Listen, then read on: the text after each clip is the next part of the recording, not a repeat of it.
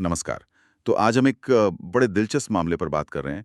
एक तरफ एंटरटेनमेंट है, दूसरी तरफ कानून। हाँ, बिल्कुल।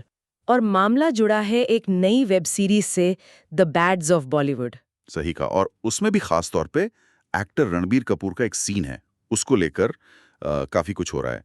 हमारे पास एक रिपोर्ट है, एक लेख है जिसमें बताया गया है कि राष्ट्रीय मानवाधिकार आयोग मतलब NHRC वहां तक शिकायत पहुंच गई है सीन को लेकर।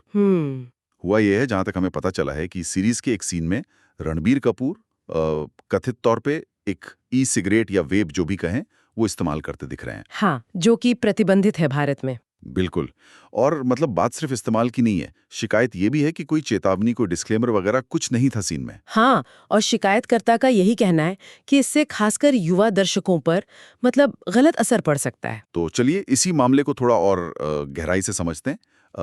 शिकायत किसने की है, क्या आधार हैं? हाँ। तो देखिए, शिकायत करता है विनय जोशी। ये लीगल राइट्स ऑब्जर्वेटरी से जुड़े हैं। हम्म, उनका आरोप यह है कि सीरीज का जो पहला सीजन है उसके 7वें एपिसोड में ये सीन दिखाया गया है ओके, और मतलब खुले तौर पे स्ट्रीम हुआ। ओके।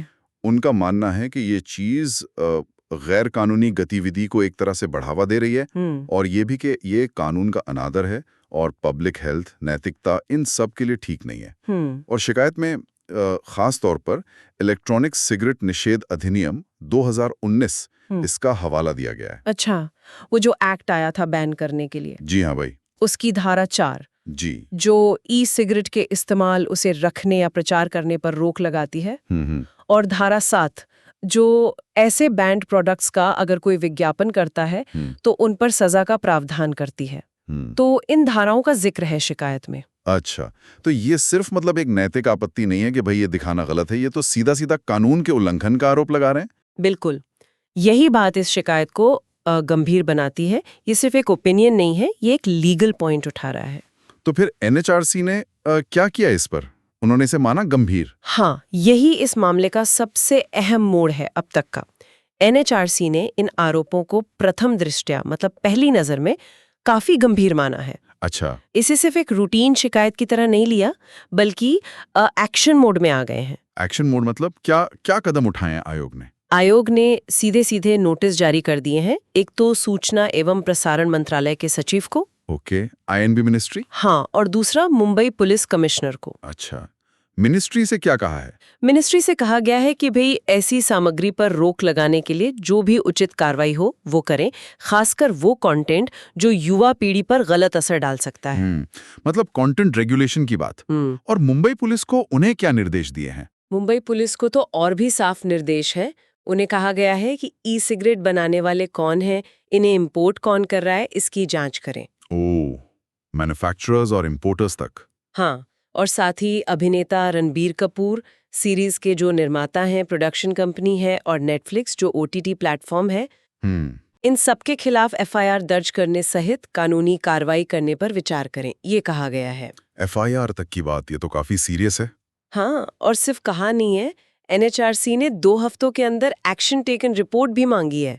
मतलब वो फॉलो अप कर रहे हैं कि क्या कार्रवाई हुई। बाप रे, 2 हफ्ते का टाइम, यानी मामला तेजी से आगे बढ़ सकता है। बिल्कुल, यही लग रहा है। ये वाकई मतलब सोचने वाली बात है कि कैसे एंटरटेनमेंट इंडस्ट्री का एक सीन मानवाधिकार आयोग और पुलिस जांच के दायरे में आ गया है। हाँ, और यहाँ साफ तौर पर वो टकराव दिखता है।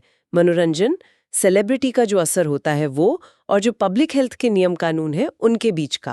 पहले भी फिल्मों में सिगरेट पीने के सीन पर बहुत बहस हुई है, नियम भी बने हैं, लेकिन ये मामला इसलिए अलग है क्योंकि ये एक खास प्रोडक्ट ई सिगरेट और एक खास कानून 2019 एक्ट से जुड़ा है, और वो भी OTT प्लेटफॉर्म पर। सही। तो NHRC का इस तरह से दखल देना और एक्ट की धाराओं का हवाला देना, ये दिखाता है कि इसे हल्के में नहीं लिया जा रहा है। लेकिन इसमें एक सवाल ये भी उठता है कि क्या निर्माता या प्लेटफॉर्म ये दलील नहीं दे सकते हैं कि भाई ये तो कहानी का हिस्सा था, किरदार की जरूरत थी, मतलब आर्टिस्टिक फ्रीडम, कलात्मक अभिव्यक्ति। हाँ, ये दलील तो देखिए हमेशा आती है ऐसे मामलों में, और कलात्मक स्वतंत्रता जरूरी भी है। लेकिन यहाँ पेंच ये है कि सामने एक बहुत स्पष्ट कानून है।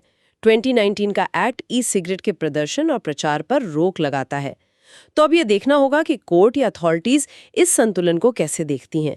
क्या कलात्मक अभिव्यक्ति की आड़ में एक प्रतिबंधित उत्पाद के प्रदर्शन को नज़रअंदाज किया जा सकता है, खासकर जब पब्लिक हेल्थ का एंगल जुड़ा हो।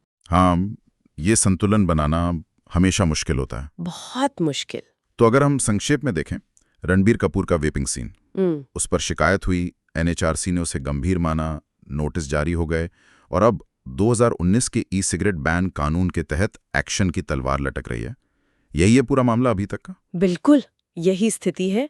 अब आगे क्या होता है, क्या कार्रवाई होती है, इस पर सबकी नजर रहेगी। सही कहा। और ये घटना ना एक बड़ा सवाल भी खड़ा करती है हम सबके सोचने के लिए क्या सवाल?